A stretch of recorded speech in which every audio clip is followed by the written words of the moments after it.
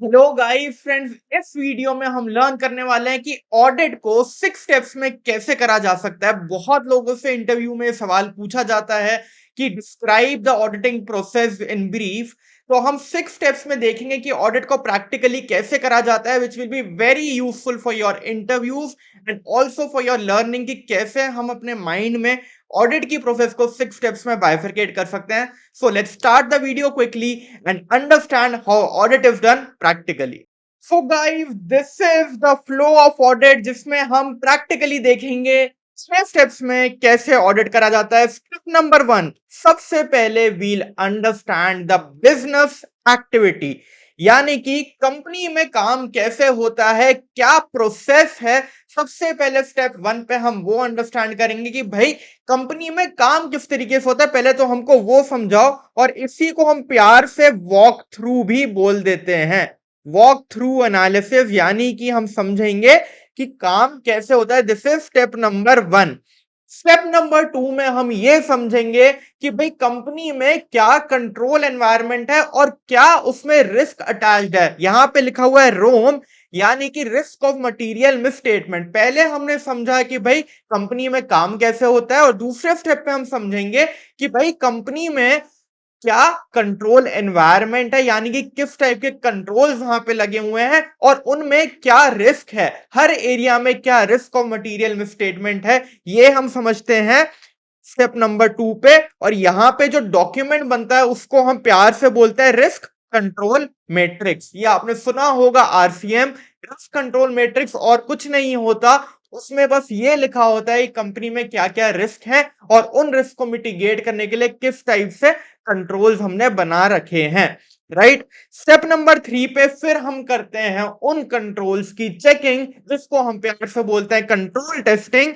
और control testing होती है दो पार्ट्स में, जिसका फर्स्ट पार्ट होता है D&I, यानी कि डिजाइन एंड इंप्लीमेंटेशन। सबसे पहले हम ये समझते हैं कि क्या जो कंट्रोल्स हैं वो डिजाइंड भी हैं ठीक से या नहीं, क्या वो अप्रोप्रिएटली रिस्क को मिटिगेट कर पा रहे हैं, उनके डिजाइन में तो कोई फ्लॉ नहीं है।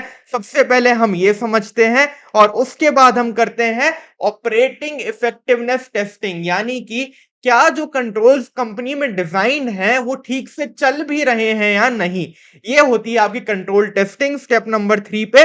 इसमें हम बहुत डिटेल वीडियो एक बना चुके हैं जो आपको आई बटन में मिल जाएगी। वॉक थ्रू कंट्रोल टेस्टिंग की बहुत डिटेल्ड वीडियो विद एग्जांपल्स को आई बटन में मिल जाएगी, वो आप आराम से जाके देख सकते हो।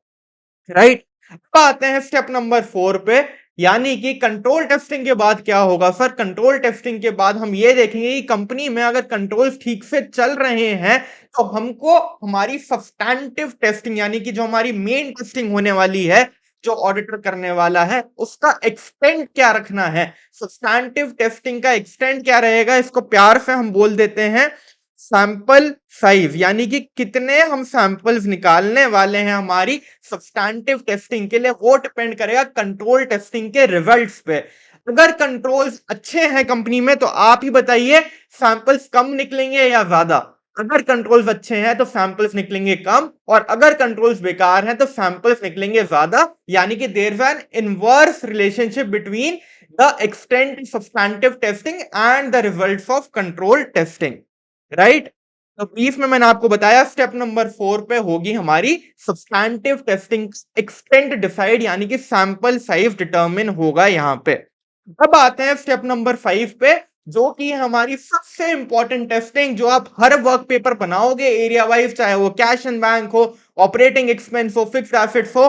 सब्सटैंटिव टेस्टिंग हम करेंगे, सैंपल्स के ऊपर काम करेंगे, और इसमें भी होती है दो टाइप की टेस्टिंग। कौन कौन सी। वन इज एनालिटिकल, जहां पे आप कुछ एनालिसिस करते हो, and second is TOD, test of details, जहां पे आप सैंपल्स को चेक करते हो, एक एक वाउचर उनका निकलवाते हो, इनवॉइसेस, एग्रीमेंट्स और हर सपोर्टिंग डॉक्यूमेंट को वेरीफाई करते हो for the particular samples.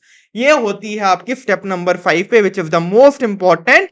This is the most important substantive testing. और इसके बाद हमारा लास्ट स्टेप यानी कि हम कंक्लूड करेंगे based on the results of substantive testing और रिपोर्ट करेंगे हमारी ऑडिट रिपोर्ट में अगर कोई क्वालिफिकेशन है या एडवर्स रिपोर्ट है एक्सेट्रा एक्सेट्रा। तो ये आपकी ब्रीफ में 6 स्टेप्स की ऑडिट प्रोसेस है गाइस। मैं फिर से बता देता हूं, स्टेप नंबर 1 पे हम सबसे पहले एनवायरनमेंट समझेंगे कंपनी का, कि कंपनी में काम कैसे होता है, बिजनेस एक्टिविटी क्या है। सबसे पहले तो हमको उसका वॉक थ्रू दो।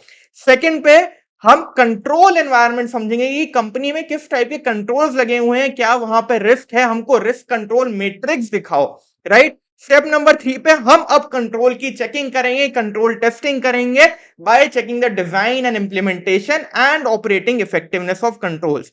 नंबर 4 पे based on the results of control testing हम करेंगे nature, timing and extent decide substantive testing का, यानी कि सैंपल साइज हम डिटरमिन करेंगे।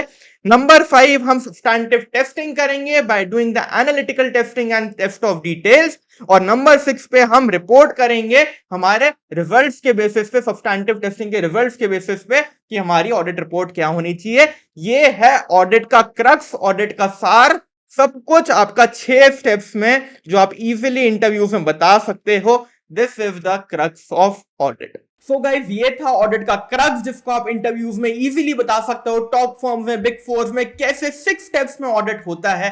और अगर आपको प्रैक्टिकली सीखना है कि हर स्टेप में वर्क पेपर्स कैसे बनाए जाते हैं, कैसे cash and bank, fixed assets, payroll सबकी टेस्टिंग होती है, कैसे हम एनालिटिकल टेस्टिंग करेंगे, टेस्ट ऑफ डिटेल्स करेंगे, कंट्रोल टेस्टिंग करेंगे, then you can enrol for our audit master class at thinkingbridge.in.